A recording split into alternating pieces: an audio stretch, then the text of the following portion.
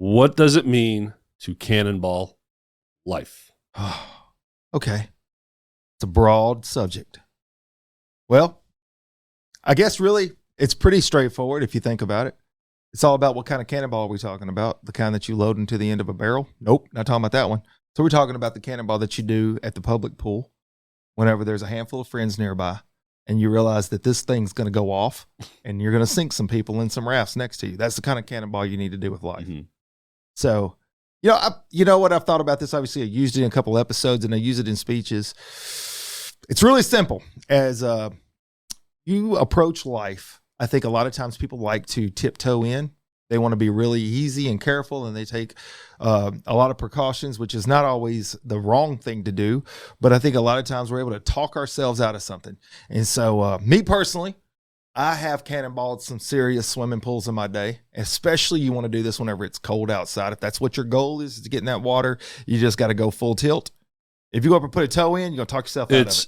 It's ripping off the Band-Aid. Man, it's just you got to go. You just got to go.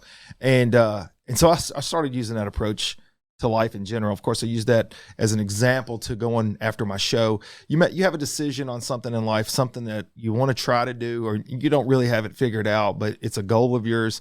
You're going to find a lot of ways to walk away from that. And I think that a lot of times you're going to miss opportunities if you do that. So the best thing to do is to just take the first step. And when you take that first step, and of course you take a couple more and pull your legs up, it's over with, baby. When you're mid-flight, there's no turning back. No, you're not like, you know what, this is going to be a bad idea. I'm just going to go back. Yep. And if you cannonball life, you're really taking those chances. You're going after it. And once you go in, you're all in and give it everything you got. I will say this, when it comes to cannonball, there's a lot of different ways to look at it. You also realize it can be a disruptor, just like you were saying, and you can cause some waves, and you should do that in life.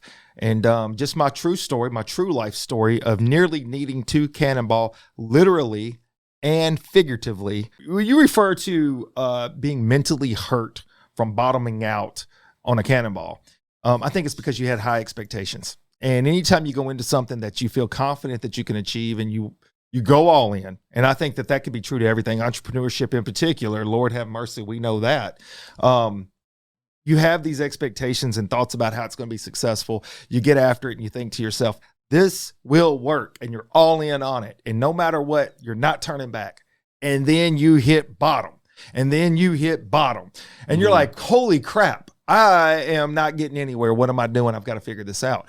That moment came in a lot of different moments in my life, but the big one was my house build. And I won't give you the long story. I'm going to give you Cliff Notes. But just so y'all know, when you think you have life figured out, life will let you know, probably not. You should probably take some time on this one too.